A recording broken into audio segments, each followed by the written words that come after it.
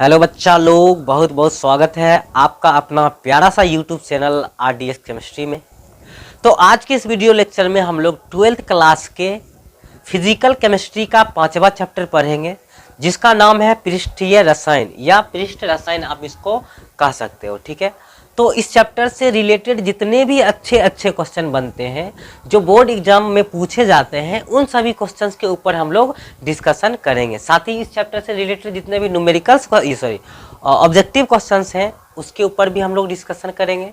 बस board exam से related question को पढ़ना है। ठीक है, तो चलिए हम लोग चैप्टर स्टार्ट करते हैं। चैप्टर का क्वेश्चन आंसर को स्टार्ट करने से पहले हम आपको कुछ बेसिक बात बताना चाहेंगे, ताकि इस चैप्टर का क्वेश्चन आंसर भी आपको समझ में आए। ठीक है, तो सबसे पहले हम लोग स्टार्ट करते हैं पृष्ठ रसायन क्या होता है। ठीक है, पृष्ठ रसायन का डेफिनेशन क्या होता है।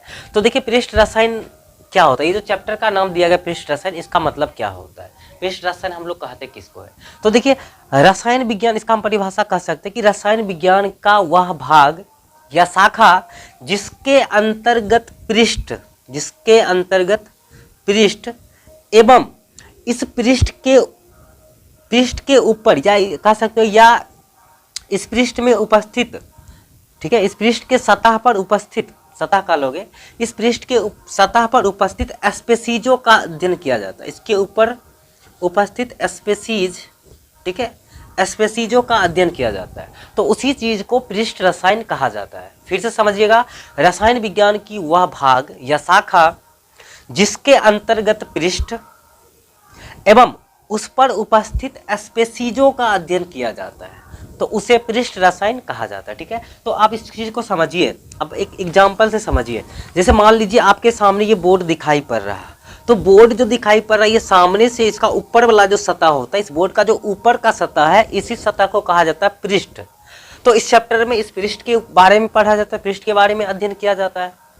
और इस पृष्ठ के ऊपर, ठीक है, कोई स्पेसीज आकर के इसके साथ मान लो चिपक गया, कोई स्पेसीज या कह सकते कोई अणु आकर के इसके ऊपर चिपक गया। ठीक है, तो चिपक गया तो कितना ज़्यादा चिपकेगा, या उसको कोई चीज़ आकर के इसमें चिपक गया तो वो आसानी से फिर हट सकता है उससे, मतलब उससे बाहर हो सकता है, उससे निकल सकता है। ठीक है, जिस तरह से चिपका जितना आसानी से हो सकता है, उतना ही आसानी से यहाँ से वो सतह को छोड़ के चले जाए, ETC मतलब बहुत सारा हम लोग इस चैप्टर के ऊपर पढ़ते हैं। ठीक है, तो पृष्ठ और इस पर उपस्थित स्पेसीज का अध्ययन करते हैं। ठीक है, तो उसी चीज को कहा जाता है पृष्ठीय रसायन या पृष्ठ रसायन। ठीक है, तो इस पृष्ठ रसायन में हम लोग 2-3 बेसिक बात देखेंगे। तो बेसिक बात में क्या क्या बात आ जाएगा, तो सबसे पहला पॉइंट की अगर हम लोग बात कर ले, तो इसमें 2 चीज होता है। एक होता है अधिशोष, ठीक है, एक क्या होता है, अधिशोष होता है, और दूसरा पदार्थ जो इसमें होता है उसको हम लोग कह सकते हैं अधिशोषक। क्या कहते हैं उसको, अधिशोषक। ठीक है, अब अधिशोष क्या होता है और ये अधिशोषक क्या होता है, इस चीज के ऊपर हम लोग डिस्कशन करते हैं। ठीक है, तो चलिए देखिए अधिशोष क्या होता है। अधिशोष कोई पदार्थ होता है, ठीक है, कोई स्पीसी होता है जो किसी दूसरे स्पीसीज के ऊपर जाकर के चिपक जाता है। जैसे मान लो ये आपको रिमोट दिखाई पड़ रहा है, तो ये रिमोट का ये क्या हुआ, सतह हुआ। अब कोई स्पीसीज आया या कोई अणु आया, इसके ऊपर आके चिपक गया, तो जो चिपकने वाला पदार्थ होता है उसको हम लोग कहते हैं अधिशोष। ठीक है, इसको इंग्लिश में बोलते हैं एडजॉर्बेट।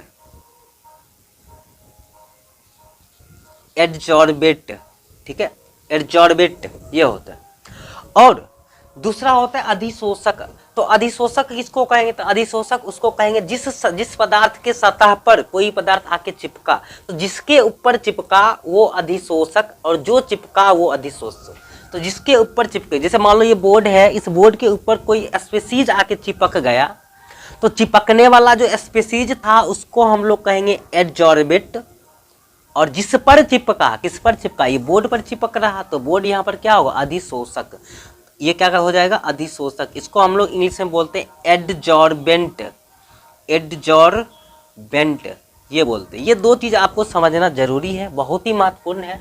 चलिए इसका हम लोग परिभाषा एक बार देख लेते हैं शॉर्टकट में, आपको याद नहीं रखना बिल्कुल भी। तो देखिए सबसे पहला पॉइंट है पृष्ठ रसायन चैप्टर जो है, इसका परिभाषा दिया हो, कह रहा है कि रसायन की वह शाखा जिसके अंतर्गत पृष्ठ एवं इस पर उपस्थित स्पीसीजों का अध्ययन किया जाता है। उसे पृष्ठ रसायन कहते हैं। ठीक है, उसको क्या कहेंगे? पृष्ठ रसायन कहते हैं। अगला पॉइंट में देख सकते हैं अधिशोष। अधिशोष को हम लोग क्या कहेंगे? एडजॉर्बेट। एडजॉर्बेट इसको कहा जाता है। तो ये एडजॉर्बेट क्या होता है आप देख सकते हो, परिभाषा देख लो, जो हम बताए हैं वही चीज एकदम बिल्कुल हूबहू वही चीज लिखा हुआ है। क्या लिखा हुआ है? तो सतह या पृष्ठ पर अधिशोषित यानी कि चिपकने वाला पदार्थ को अधिशोष कहते हैं। जो पदार्थ आके चिपक गया तो चिपकने वाले पदार्थ को क्या कहोगे? अधिशोष। ठीक है, अगला पॉइंट देखिए, अधिशोषक। अगला पॉइंट है हमारा अधिशोषक एडजॉर्बेंट। तो एडजॉर्बेंट क्या होता है? तो वह द्रव अथवा ठोस पदार्थ, वह द्रव अथवा ठोस पदार्थ जिसके सतह पर कोई पदार्थ अधिशोषित यानी कि चिपक जाती है। ठीक है, अधिशोषित हो जाती है मतलब चिपक जाती है, जो चिपक जाती है किसी पदार्थ के, देखो जिसके सतह पर कोई पदार्थ आके चिपक गया, तो जिसके सतह पर चिपका वो पदार्थ क्या कहलाएगा? अधिशोषक कहलाएगा। आप यहाँ पर देख सकते हो, ये फिगर दिखाई दे रहा होगा आपको। ठीक है, तो इस फिगर में आप देख लो, फिगर इस तरह से दिया हुआ, ये एक कोई फुटबॉल के जैसा संरचना है। ठीक है, ये इस फुटबॉल है। आप फुटबॉल को सपोज करो, अगर फुटबॉल को थोड़ा सा फील लाओ अपने अंदर, इमेजिन करो फुटबॉल में, तो फुटबॉल जो होता है ये इसका बीच का सतह होता, और ये जो दिखाई दे रहा है ये इसका बाहर का सतह होता है, ये सब।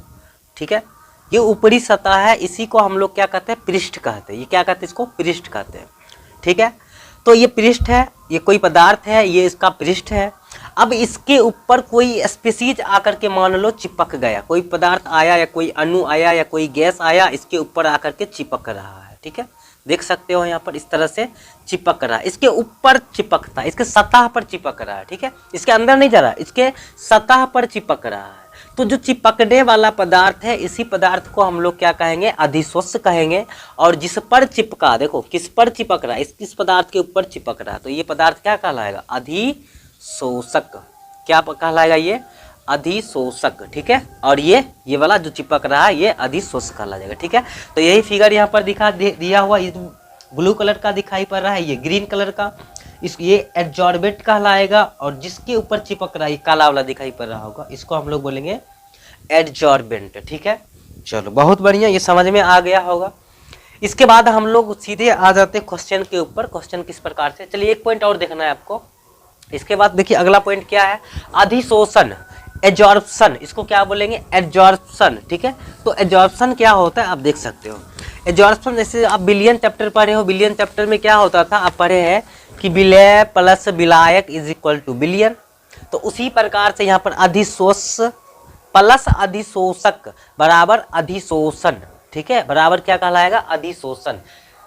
समझ में आया बात? जैसे आप देखें ना यहाँ पर, यह अधिशोषक है, इसके ऊपर अधिशोष पदार्थ कोई आकर के या कोई स्पीसीज आकर के चिपक गया, तो ये जो चिपकने की प्रक्रिया होता है, इसी प्रक्रिया को हम लोग कहते हैं अधिशोषण। ठीक है, एब्जॉर्प्शन। देख सकते हो, अधिशोषण एक पृष्ठीय घटना है। ठीक है, अधिशोषण एक पृष्ठीय घटना यानी कि सरफेस फिनोमिना है। ठीक है, मतलब अधिशोषण जो होता है, अधिशोषण का क्रिया किसी भी पदार्थ के पृष्ठ के ऊपर होता है, यानी कि कोई पदार्थ चिपकेगा तो उसकी सतह पर ही चिपक के रह जाता है, उसके अंदर प्रवेश नहीं करता है। ठीक है, तो इसी चीज को हम लोग क्या कहेंगे? अधिशोषण एक पृष्ठीय घटना है जिसमें द्रव अथवा ठोस पदार्थ की सतह यानी कि पृष्ठ पर उपस्थित मुक्त संयोजकताओं को संतुष्ट करने के लिए अन्य पदार्थ का कण द्रव अथवा ठोस की सतह से अस्थायी रूप से जुड़ जाते हैं, उसे अधिशोषण कहते हैं। सिंपल सी बात, आप इसको एक लाइन में कह सकते हो कि कोई अधिशोषक है, इसके ऊपर कोई अधिशोष आकर के चिपक गया, तो यही चिपकने का जो कारण घटना होता है, इस घटना को हम लोग क्या कहते हैं? अधिशोषण कहते हैं। तो इतना डिटेल्स में लिखाना क्या जरूरी था? तो इतना डिटेल्स में हम लोग इसलिए इसको लिखे कि ये जो अधिशोषण की जो घटना होती है, यानी कि किसी अधिशोषक के ऊपर कोई अधिशोष आकर के चिपक जाता है, क्यों चिपकता है, इसका क्या रीजन होता है? तो अब हम लोग बात कर लेते हैं कि कोई अधिशोषक पदार्थ है तो उसके ऊपर आकर के कोई अधिशोष क्या होता है? चिपक जाता है, और ये जो चिपकने की घटना, यही घटना क्या कहलाता है? अधिशोषण कहलाता है। तो अधिशोषण क्यों होता है? तो आप यहाँ पर देख पाए कि अधिशोषण का मुख्य कारण क्या है? तो अधिशोषण का मुख्य कारण है कि जो भी कोई ठोस या द्रव पदार्थ है तो उसका जो सतह होता है, पृष्ठ होता है, ठीक है, तो उसके पृष्ठ पर संयोजकता क्या होता है? मुक्त संयोजकता होता है। संयोजकता मतलब खाली संयोजकता, उसका वैलेंसी पूरा नहीं होता है। अब संयोजकता पूर्ण नहीं होने के कारण, मुक्त संयोजकता होने के कारण, ठीक है, कोई पदार्थ आता है और उसके ऊपर आके चिपक जाता है। चिपकने के कारण क्या होता है, उसका संयोजकता पूरा हो जाता है। जब संयोजकता पूरा होगा तो उसके ऊपर और कोई पदार्थ आके चिपक नहीं सकता है। तो यही होता है रीजन इसका चिपकने का, अधिशोषण का। ठीक है, तो चलिए अब हम लोग बात कर लेते हैं इस चैप्टर से रिलेटेड जो भी क्वेश्चन बन रहे हैं। ठीक है, चलिए क्वेश्चन देखते हैं। अधिशोषण एवं अवशोषण में अंतर बताइए।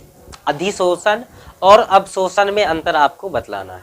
तो अधिशोषण में जैसा कि आपने अभी तुरंत देखा, अधिशोषण क्या है, एक पृष्ठीय परिघटना होता है। कोई पदार्थ अधिशोषक के सिर्फ सतह पर ही चिपक कर रह जाता है, ठीक है, उसके अंदर प्रवेश नहीं करता है, तो उसी को हम लोग अधिशोषण कहते हैं।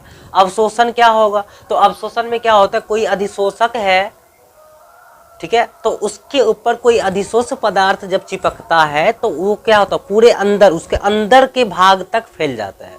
ठीक है, इसमें क्या होता है, अवशोषण में कोई अधिशोष जो पदार्थ होता है वो अंदर तक चला जाता है, ठीक है, अंदर प्रवेश कर जाता है, उसी चीज को हम लोग कहते हैं अवशोषण।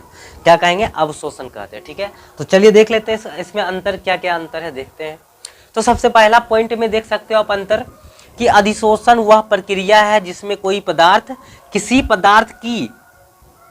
पदार्थ यानी कि अधिशोषक की सतह पर इकट्ठा होता है, सिर्फ उसके सतह पर ही इकट्ठा होता है। ठीक है, अवशोषण में देखिए इसका उल्टा, अवशोषण वह प्रक्रिया है जिसमें कोई पदार्थ अन्य पदार्थ के अंदर यानी कि स्थूल उसको बोल सकते हो, स्थूल में समान रूप से वितरित हो जाते हैं, मतलब उसके अंदर तक चला जाता है समान रूप से, वो भी ऐसा नहीं कि कहीं ज्यादा कहीं कम, नहीं, समान रूप से वितरित हो जाता है, तब उसको अवशोषण हम लोग कहते हैं। मतलब इसका जस्ट उल्टा होता है। अधिशोषण में ये जो घटना होता है सिर्फ सतह के ऊपर होता है और इसमें अंदर तक चला जाता है। ठीक है, अधिशोषक पदार्थ। दूसरा देखिए, इसमें सतह पर अंदर की अपेक्षा सांद्रता अधिक होता है। ठीक है, अधिशोषण में क्या होता है, इसका जो अंदर जो होता है, अंदर की अपेक्षा सांद्रता उसके सतह पर ज्यादा होता है, क्योंकि कोई पदार्थ चिपक के, क्या, जैसे मान लो कोई पदार्थ है ये और इसके ऊपर कोई चिपक रहा है तो इसके सतह पर ही सिर्फ चिपकता है, तो सतह का सांद्रता क्या होगा, धीरे धीरे बढ़ता जाता है, इसके अंदर थोड़ी प्रवेश करता है, तो इसके सतह पर का सांद्रता क्या होता है, अधिक होता है। ठीक है, और अवशोषण में देखिए इसमें संपूर्ण पदार्थ में सांद्रता एक समान रहता है, मतलब पूरा पदार्थ में सांद्रता एक जैसा होता है, कहीं ज्यादा कहीं कम नहीं होता है। तीसरा देखिए, यह प्रक्रिया केवल सतह पर ही होती है, केवल पृष्ठीय घटना है ये, और यह प्रक्रिया संपूर्ण पदार्थ में होती है, अतः यह स्थूल प्रक्रिया है।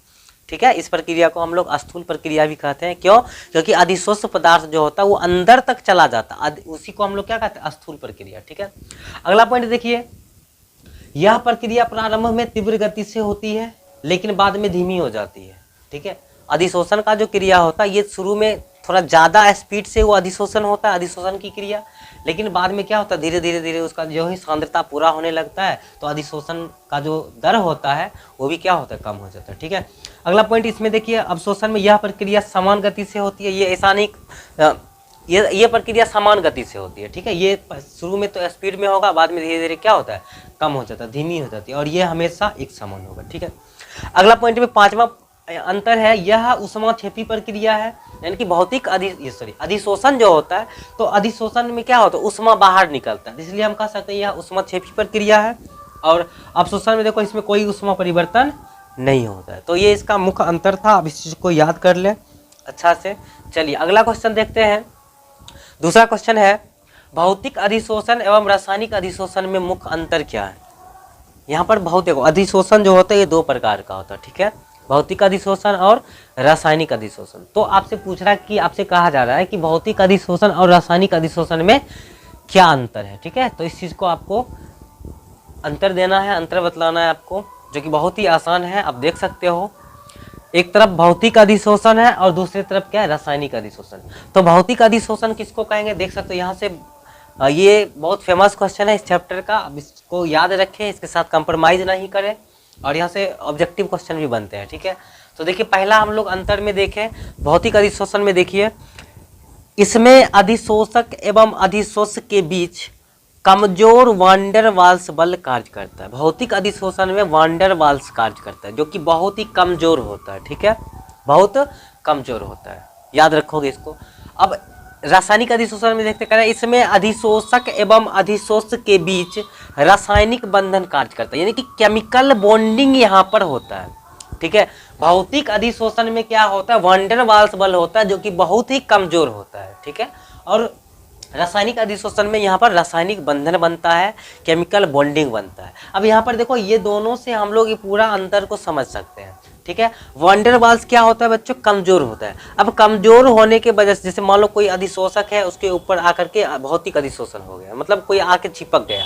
अब भौतिक अधिशोषण में क्या होता है, वहाँ पर वैन डेर वाल्स बल होता है, तो कमजोर होता है। कमजोर होने के वजह से फिर इस वजह से क्या होगा कि ये आसानी से फिर उससे मुक्त भी हो सकता है, मतलब कोई पदार्थ आके उसके चिपक गया तो उससे फिर वो आसानी से हट भी सकता है। क्यों? क्योंकि उसके ऊपर अधिशोष और अधिशोषक के बीच वैन डेर वाल्स बल है जो कि बहुत ही कमजोर होता है, जिसकी वजह से वो चिपका तो फिर उससे अलग भी हो सकता है। ठीक है, आसानी से अलग भी हो सकता है। समझ में आ गया कि नहीं आ गया? चलिए अगला देखिए, इसमें रासायनिक अधिशोषण में, अब रासायनिक अधिशोषण में क्या होता है कि रासायनिक बंधन बनता है। अब रासायनिक बंधन बनेगा तो केमिकल बॉन्डिंग जो होता है, रासायनिक बंधन जो होता है वो बहुत ही मजबूत होता है, स्ट्रॉन्ग होता है। मतलब कोई अधिशोष पदार्थ अधिशोषक के ऊपर जाके चिपका तो वहां पर क्या होगा, केमिकल बॉन्डिंग होगा। अब जो ही केमिकल बॉन्डिंग होगा तो तुम चाहोगे उसको वहां से फिर उस पदार्थ को, जो अधिशोष पदार्थ था उसको अलग करे, तो वो आसानी से अलग नहीं होगा। ठीक है, तो ये इस चीज को आप समझें। दूसरा पॉइंट देखिए, यह विशिष्ट प्रकृति का नहीं होता है। विशिष्ट प्रकृति का मतलब यह हुआ कि ऐसा नहीं है कि भौतिक अधिशोषण में कोई पदार्थ कोई स्पेशल पदार्थ आएगा सिर्फ वही चिपकेगा, ऐसा नहीं। यहाँ पर किसी अधिशोषक के ऊपर कोई भी अधिशोष आकर के चिपक सकता है। ये जरूरी नहीं है कि यही चिपकेगा या वही चिपकेगा, नहीं, कोई भी आके चिपक सकता है। ठीक है, कोई भी आकर के उस पर अधिशोषित हो सकता है। तो यही कारण है कि यह विशिष्ट प्रकृति का नहीं होता, मतलब ये स्पेसिफिक नहीं होता है, कोई भी आके चिपक जाएगा। ठीक है, और यहाँ पर देख लो रासायनिक अधिशोषण में यह अत्यंत विशिष्ट प्रकृति का होता है। मतलब ये जो रासायनिक अधिशोषण सब में नहीं होता है, ऐसा नहीं कोई पदार्थ आया, किसी पदार्थ के ऊपर कोई पदार्थ आके चिपक गया, ऐसा नहीं। यहाँ पर फिक्स होता है, स्पेशल, ये कह सकते हो कि विशिष्ट प्रकृति का होता है, स्पेसिफिक होता है ये। ठीक है, स्पेसिफिक नेचर का होता है। ठीक है, ये क्या होता है, स्पेसिफिक नेचर का होता है। यहाँ पर कोई भी पदार्थ आके नहीं चिपकेगा। ठीक है, यहाँ पर स्पेशल होता है, तो इस चीज को आप याद रखो। अगला तीसरा पॉइंट में, यह उत्कर्मणीय यानी कि रिवर्सिबल घटना है। ठीक है, यह उत्कर्मणीय यानी कि रिवर्सिबल घटना है। रिवर्सिबल का मतलब यह हुआ कि कोई पदार्थ आके चिपक गया तो उससे फिर वो आसानी से हट भी सकता है, चिपक भी सकता है, हट भी सकता है, तो रिवर्सिबल हुआ। ठीक है, और इसमें ऐसा नहीं होता, यह उत्कर्मणीय नहीं होता। ये कैसा होता है, अनुत्कर्मणीय होता है, मतलब इरिवर्सिबल होता है। ठीक है, ये क्या होता है, यह अनुत्कर्मणीय घटना है। ठीक है, अगला पॉइंट में देखिए, यह निम्न ताप पर होता है, मतलब इसको होने में, भौतिक अधिशोषण होने में ज्यादा ताप की आवश्यकता नहीं पड़ती, कम ताप पर हो जाती है। और रासायनिक अधिशोषण में देखो यह उच्च ताप पर होता है, याद रखोगे। अगला पॉइंट देखो जो कि बहुत ही महत्वपूर्ण पॉइंट है, कह रहा इस क्रिया में अधिशोषण उष्मा जो होता है ये बहुत कम होता है। भौतिक अधिशोषण जो होता है उसमें अधिशोषण उष्मा कम होता है। कितना होता है, तो 20 से 40 किलो जूल पर मोल होता है। कितना होता है, इस चीज को याद रखोगे, 20 से 40 किलो जूल पर मोल होता है। ठीक है, पर मोल होता है, किलो जूल पर मोल होता है। आप इस चीज को याद रखोगे, जो ऑब्जेक्टिव क्वेश्चन यहाँ से पूछे जाते हैं। ठीक है, अगला पॉइंट हम देखिए, इस रासायनिक अधिशोषण में इस क्रिया में अधिशोषण उष्मा अधिक यानी कि 30 से लेकर के 240 किलो जूल पर मोल होता है। ठीक है, इस चीज को आप याद रखें, जो कि बहुत ही महत्वपूर्ण है। और ये तो डायरेक्ट ऑब्जेक्टिव क्वेश्चन पूछे जाते हैं। भौतिक अधिशोषण में जो उष्मा ऊर्जा मुक्त होता है यानी कि उष्मा मुक्त होता है वो कितना होता है, तो 20 से 40 किलो जूल पर मोल। ठीक है, चलिए अगला क्वेश्चन है, द्रवरागी यानी कि लायोफिलिक एवं द्रव विरागी यानी कि लायोफोबिक कोलाइड में अंतर बताइए। ये क्वेश्चन है आपका, तो चलिए देखते हैं इसका आंसर क्या है। ठीक है, देख सकते हो, द्रवरागी यानी कि लायोफिलिक कोलाइड। तो लायोफिलिक में सबसे पहला पॉइंट की अगर बात कर ले तो कह रहा है इसको आसानी से बनाया जा सकता है, इसको आसानी से बनाया जा सकता है। द्रवरागी यानी कि लायोफिलिक कोलाइड जो है इसको हम लोग आसानी से बना सकते हैं। यहाँ पर कोई हमको ज़्यादा प्रोसेस करने की आवश्यकता नहीं होती है। और द्रव विरागी में देखो इसको विशेष विधि द्वारा बनाया जाता है। इसके लिए स्पेशल मेथड होता है, बहुत सारा मेथड होता है जिसके सहायता से हम द्रव विरागी जो कोलाइड होता है इसको हम लोग बनाते हैं। ठीक है, दूसरा में देखिए यह अधिक अस्थायी होता है। द्रवरागी कोलाइड बहुत ज़्यादा अस्थायी होता है और यह अपेक्षाकृत कम अस्थायी होता है। मतलब ये द्रवरागी से कम अस्थायी होता है। द्रवरागी ज़्यादा अस्थायी होता है और ये कम अस्थायी होता है। तीसरा में देखिए यह अदृश्य कण होता है। मतलब द्रवरागी जो कोलाइड होता है इसका जो कण होता है ये अदृश्य होता है, आप इसको देख नहीं सकते हो, नगन आंखों से देख नहीं सकते हो। और इसको देखो यह द्रव विरागी कोलाइड जो है ये दृश्य कण होता है, मतलब इसके कणों को हम लोग देख सकते हैं। ठीक है, जैसे पानी में आप मिट्टी दे दो, उसको मिलाओ, फिर इसको हम देख सकते हैं। ठीक है, वो दृश्य कण होता है। ठीक है, जिसको हम लोग द्रव विरागी के नाम से जानते हैं। अगला पॉइंट में है इसको आसानी से स्कंदित नहीं किया जा सकता है। मतलब जो द्रवरागी कोलाइड होता है उसको हम लोग आसानी से स्कंदित नहीं कर सकते हैं। स्कंदित का मतलब क्या होता है? स्कंदित का मतलब ये होता है, स्कंदित का मतलब हम आप शॉर्टकट में समझ सकते हो कि पीपीटी होता है। ठीक है, प्रिसिपिटेट होता है, अवक्षेप होता है। मतलब जो लायोफोबिक कोलाइड होता है, सॉरी लायोफिलिक कोलाइड होता है, तो उसका कण जो होता है वो आपस में जुड़ करके एक बड़ा कण बना के नीचे आकर के नहीं बैठ सकता। नहीं बैठना मतलब क्या? वो स्कंदित नहीं हो सकता है। ठीक है, स्कंदित नहीं किया जा सकता है। समझ में आया बात? फिर से समझो, लायोफिलिक जो कोलाइड होता है, समझो बात को, तो जितना भी कोलाइडी कण होता है, ठीक है, लायोफिलिक वाला, तो उसके ऊपर क्या होता है? चार्ज होता है, समान आवेश होता है। समान आवेश के कारण क्या होता है? वो एक दूसरे से दूर रहना चाहता है, बहुत दूर दूर होता है। ठीक है, अब दूर होगा तो फिर क्या होगा? एक दूसरे में प्रतिकर्षण होगा तो उसका कण आपस में एक साथ चिपक नहीं पाएगा। चिपकेगा नहीं तो उसका वजन नहीं बढ़ेगा, वजन नहीं बढ़ेगा तो सब आपस में संयोजित होकर नीचे आकर के पीपीटी मतलब अवक्षेप के रूप में नहीं बैठ पाएंगे। ठीक है, तो उसको बनने के लिए हमको अलग से विद्युत अपघट्ट मिलाते हैं उसमें। ठीक है, उसका चार्ज जो होता है उसको चार्ज के इसके जो चार्ज होता है सॉरी उसका जो चार्ज होता है उसके चार्ज को डिस्चार्ज करते हैं, उदासीन बनाते हैं, किसी तरह से उदासीन होता है तब वो उसका कण आपस में आकर के चिपकता है और तब वो जाकर के पीपीटी बनता है। पीपीटी मतलब वही यहाँ पर स्कंदित कह सकते हैं। ठीक है, तो द्रवरागी कोलाइड जो होता है वो आसानी से स्कंदित नहीं होता है, लेकिन द्रव विरागी जो होता है ये विद्युत अपघटन क्रिया द्वारा आसानी से स्कंदित हो जाता है। ये आसानी से हो जाता है, बट ये आसानी से स्कंदित नहीं होता, मतलब ये पीपीटी बन के नीचे नहीं बैठता। अगला क्वेश्चन, अगला पॉइंट देखिए, करें इसका सॉल रंगहीन होता है। मतलब ये जो सॉल बनाता है ये रंगहीन सॉल होता है और इसका सॉल रंगीन होता है। ठीक है, छठा पॉइंट में देखिए यह द्रव स्नेही होता है। द्रव स्नेही, देखो नाम से ही पता चल रहा, लायो मतलब वाटर समझो, वाटर, फिलिक मतलब लब, मतलब जिसको पानी से प्यार होता है। ठीक है, तो उसको हम लोग क्या कहते हैं? द्रवरागी। मतलब यह द्रव स्नेही, स्नेही मतलब जिसको द्रव से क्या हो? प्यार में। ठीक है, और यहाँ पर देख लो अगला पॉइंट में यह द्रव विरोधी होता है। मतलब ये पानी से इसको नफरत होता है, पानी से ही प्यार नहीं करता है, इसको पानी से प्यार होता है, इसको पानी से प्यार नहीं होता, ये विरोधी होता है। ठीक है, जल के विरोधी, और वो जल के लवर होते हैं। ठीक है, हाँ चलो अगला क्वेश्चन देख लो। अगला क्वेश्चन है पेप्टीकरण पद को परिभाषित करें। किसको परिभाषित करें प्यारे बच्चों? पेप्टीकरण पद को परिभाषित करें। पेप्टीकरण क्या होता है इस चीज को आपको बतलाना है। तो देखो कह रहा कि वह प्रक्रिया जिसके द्वारा ताजे बने अवक्षेप, ठीक है, ताजे बने अवक्षेप फ्रेश प्रिपेयर्ड पीपीटी को उचित विद्युत अपघट्ट में मिलाकर कोलाइडी विलयन में बदला जाता है, उसे पेप्टीकरण कहते हैं। वह प्रक्रिया जिसके द्वारा ताजे बने कोई अवक्षेप, कोई ताज़ा अवक्षेप होगा तो उसमें विद्युत अपघट्ट हम क्या करते हैं? मिला देते हैं, और मिलाने के बाद वो जो होता है वो बदल जाता है कोलाइडी कण के आकार में, और इसी घटना को हम लोग क्या कहते हैं? पेप्टीकरण। ठीक है, एग्जाम्पल देखते हैं, जैसे फेरिक हाइड्रोक्साइड के ताजे बने अवक्षेप में फेरिक क्लोराइड का अल्प मात्रा मिलाने पर, मतलब मिलाया जाता है तो लाल भूरे रंग का कोलाइडी विलयन का निर्माण होता है। ठीक है, तो ये एग्जाम्पल आप लिख सकते हो। चलिए अगला क्वेश्चन देखते हैं। क्वेश्चन कह रहा कि किसी ठोस पर गैस के अधिशोषण को प्रभावित करने वाला कारक कौन कौन सा है। ठीक है, किसी ठोस पर गैस के अधिशोषण को प्रभावित करने वाला कारक क्या है?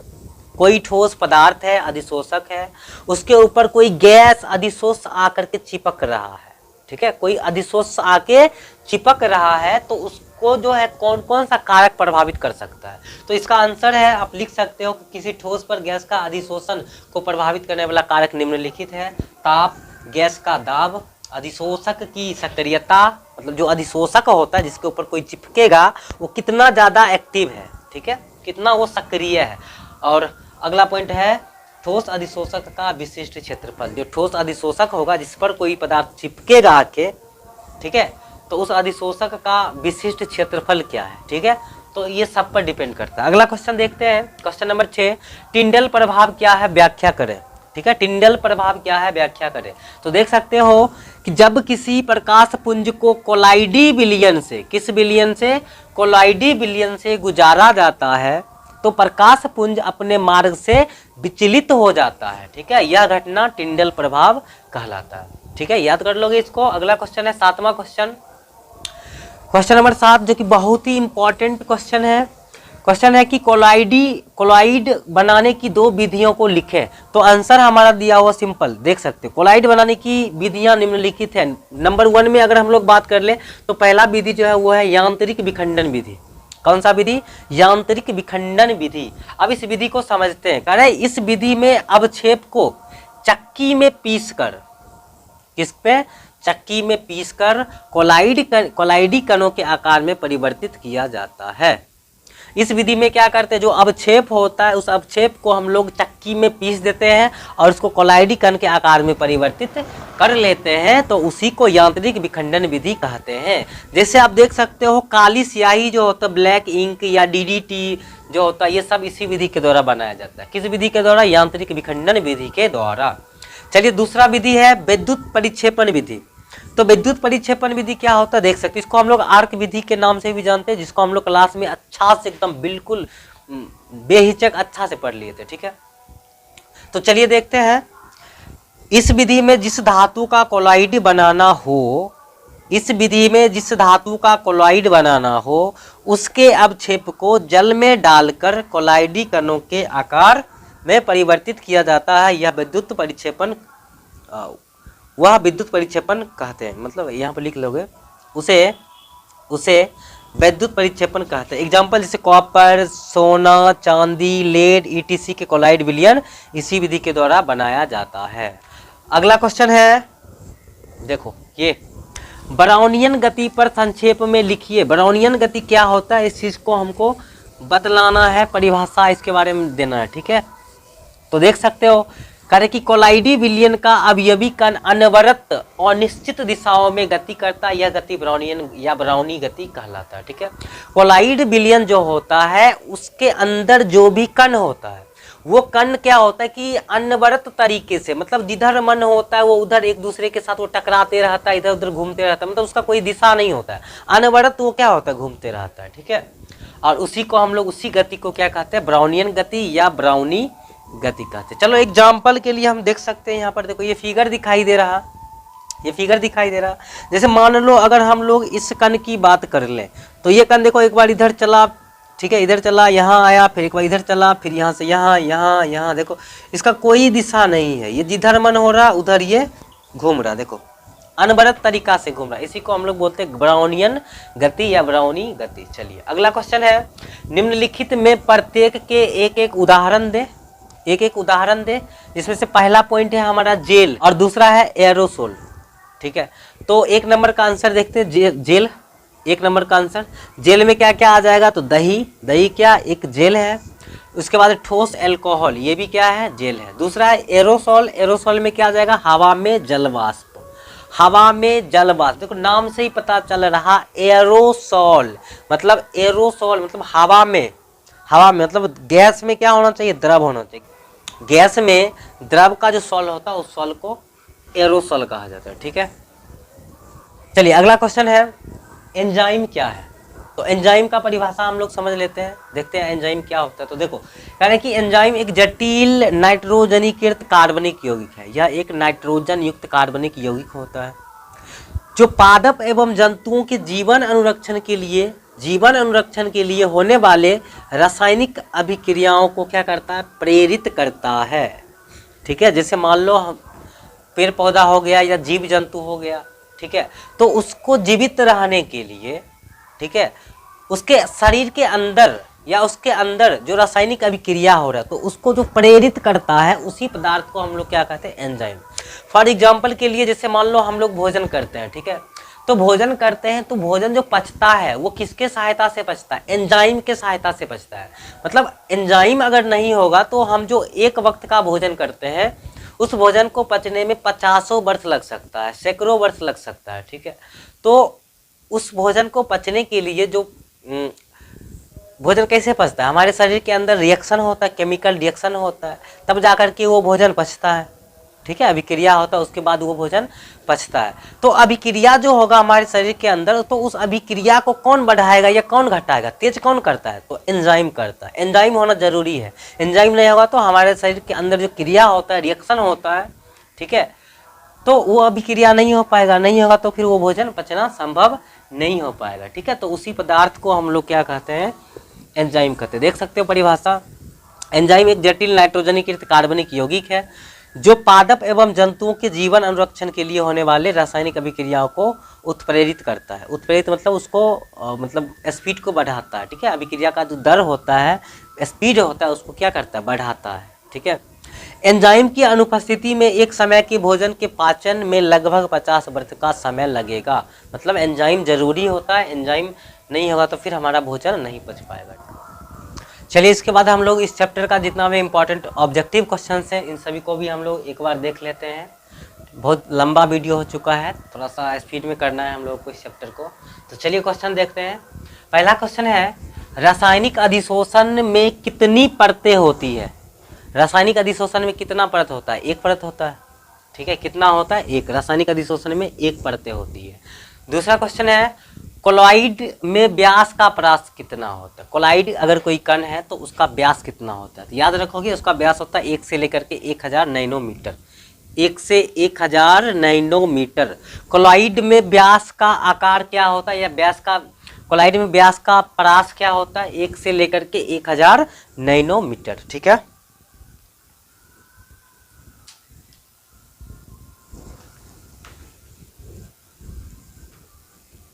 चलिए दूसरा क्वेश्चन है, कोलॉइड में व्यास का परास है, मतलब कोलॉइडी कण जो होता है उसका व्यास का जो रेंज होता है वो कितना होता है, तो कहोगे 1 से लेकर के 1000 नैनोमीटर तक। ठीक है, चलिए अगला क्वेश्चन है, तीसरा नंबर क्वेश्चन, भौतिक अधिशोषण में लगभग ऊष्मा उत्सर्जित होती है जो केल्विन जूल किलो जूल पर मोल में, तो कितना होता है, तो 20 से लेकर के 40 किलो जूल पर मोल होता है। ठीक है, 20 से लेकर के 40 किलो जूल पर मोल ऊष्मा उत्सर्जित होती है। आप इसको याद रखोगे, बहुत ही इंपॉर्टेंट पॉइंट है ये। क्वेश्चन नंबर 4, कि टिंडल प्रभाव पाया जाता है। टिंडल प्रभाव किसमें पाया जाता है, तो सॉल में पाया जाता है। किसमें, सॉल में। अगला क्वेश्चन है, क्वेश्चन नंबर 5, रासायनिक अधिशोषण अभिक्रिया है। रासायनिक अधिशोषण कैसा है, उत्क्रमणीय, अनुत्क्रमणीय, बहुलीकरण, इनमें से कोई नहीं। तो अनुत्क्रमणीय होता है, आप देखे थे रासायनिक अभिक्रिया जो रासायनिक अधिशोषण जो होता है वहाँ पर केमिकल बॉन्डिंग होता है। केमिकल बॉन्डिंग के कारण क्या होता है, कोई पदार्थ आकर के चिपक गया तो फिर उससे आसानी से बाहर नहीं जा सकता, मतलब वो अनुत्क्रमणीय होता है, इरिवर्सिबल होता है। ठीक है, चलिए अगला क्वेश्चन देखते हैं।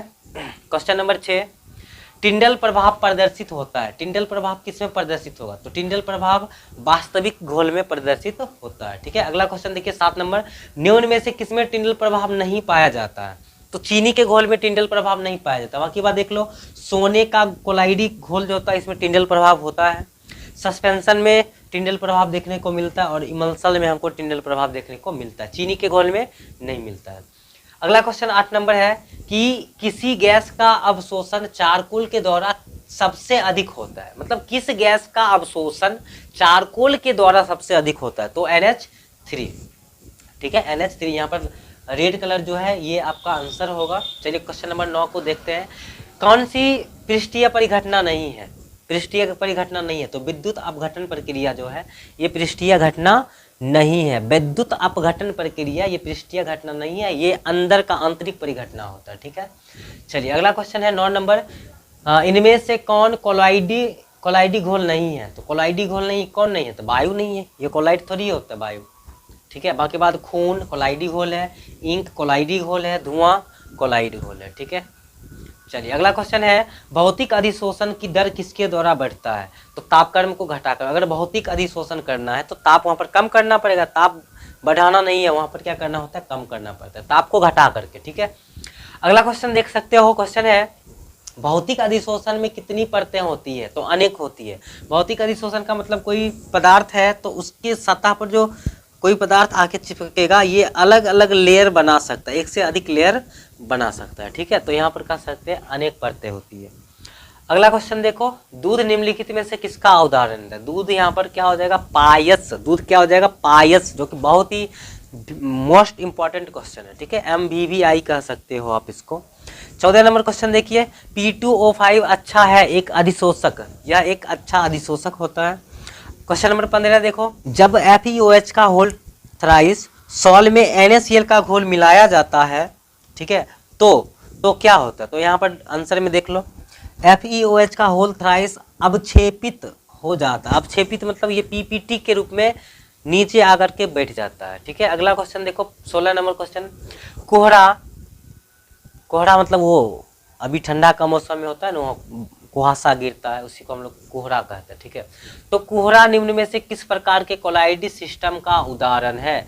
तो कोहरा में कहोगे सर ये गैस का द्रव में विलयन है। गैस का द्रव में मतलब गैस का द्रव में विलयन है, गैस का द्रव में विलयन है। ठीक है, मतलब गैस में क्या होता है? द्रव मिला हुआ होता है, तो उसी को हम लोग गैस का द्रव में विलयन कहते हैं। तो ये इसका आंसर हो जाएगा। चलिए अगला क्वेश्चन देखिए, 17 नंबर क्वेश्चन है, निम्नलिखित में ठोस समुदाय कौन है? ठोस मतलब ठोस में ठोस मिला हुआ होगा। ठीक है, तो वो हो जाएगा आपका संश्लेषित जेम। अगला क्वेश्चन देखिए 18 नंबर क्वेश्चन, निम्न में कौन लायोफिलिक कोलाइड है? लायोफिलिक गोंद हो जाएगा, बाकी बात सब लायोफोबिक है, लायोफिलिक गोंद। ठीक है, अगला क्वेश्चन देखें, उत्प्रेरक की क्रियाशीलता निर्भर करती है, किस पर निर्भर करती है?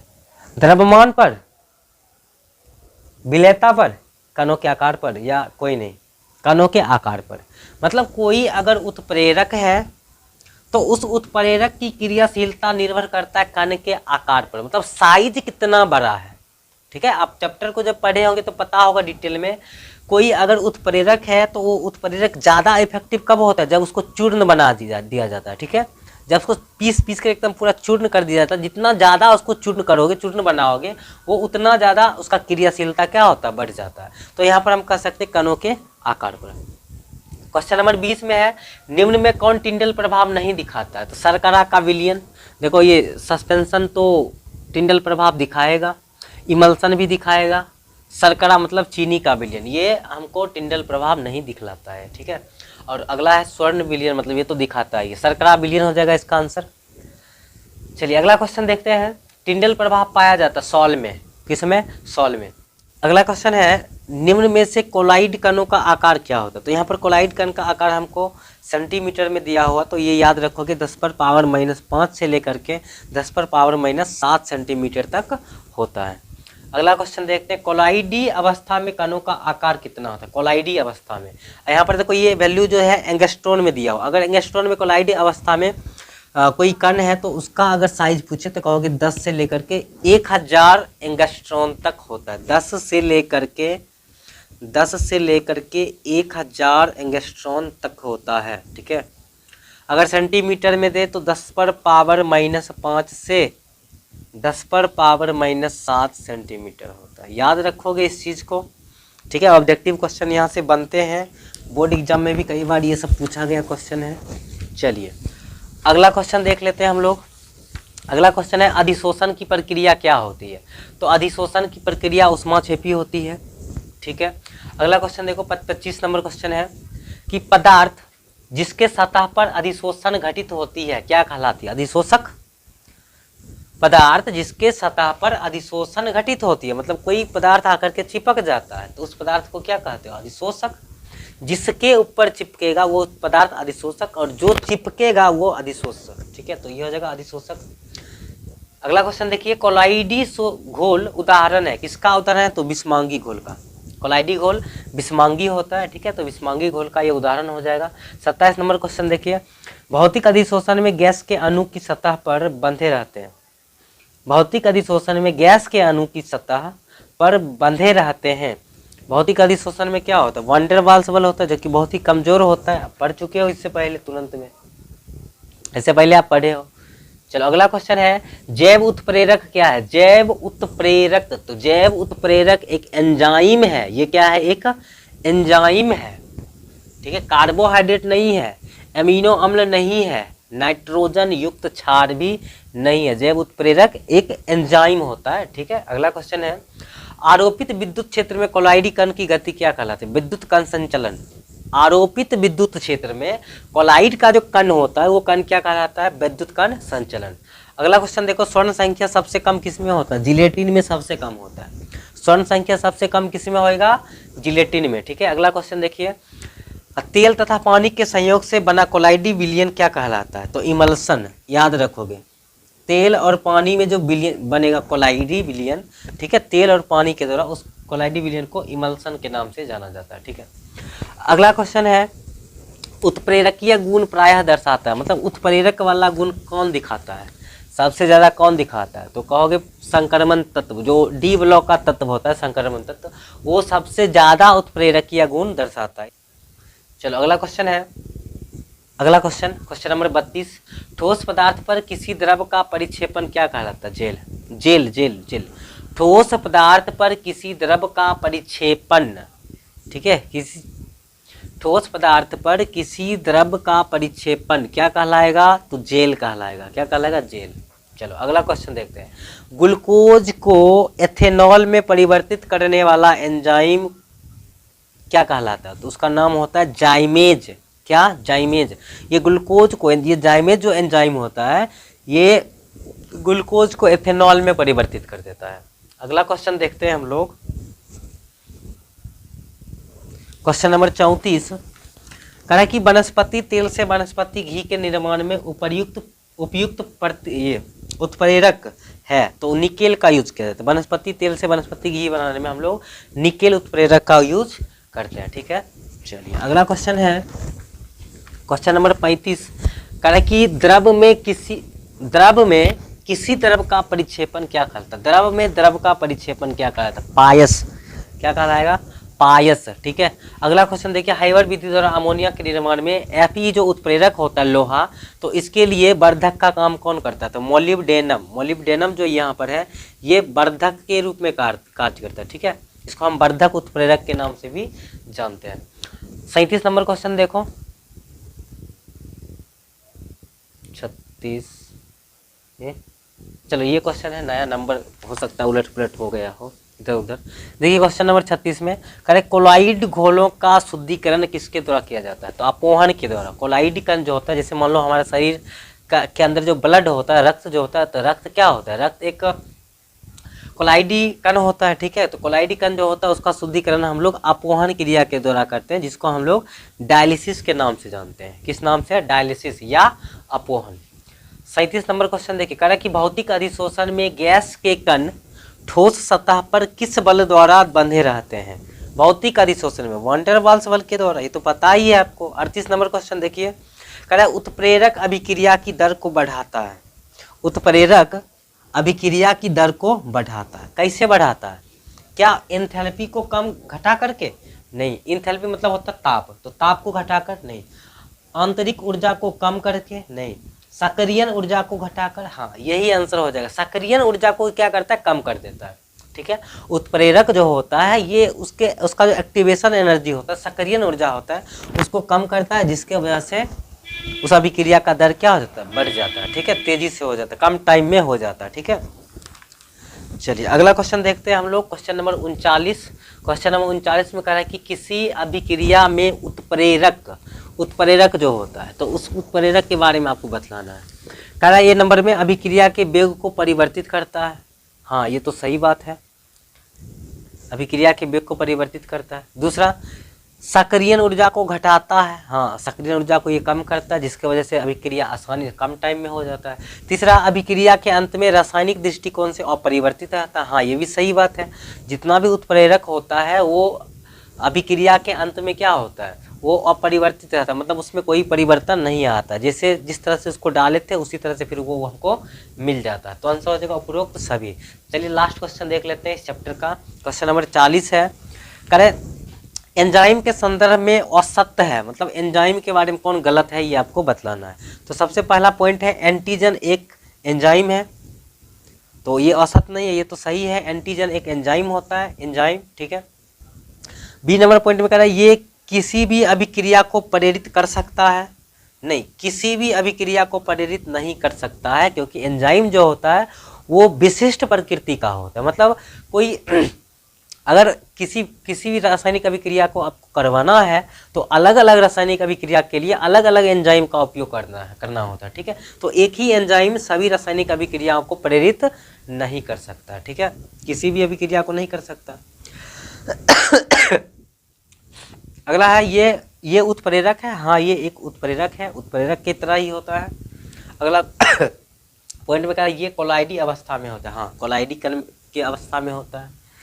तो इसका आंसर ये हो जाएगा ये किसी भी अभिक्रिया को प्रेरित कर सकता है, नहीं ये किसी भी अभिक्रिया को प्रेरित नहीं कर सकता है, किसी भी अभिक्रिया को प्रेरित नहीं कर सकता, ठीक है। तो ये हमारा आंसर है आज का, ये चैप्टर आपका ख़त्म होता है। और आप लोगों ने अगर चैनल को सब्सक्राइब नहीं किया तो सब्सक्राइब कर ले और अपने दोस्तों को भी शेयर करें, ठीक है।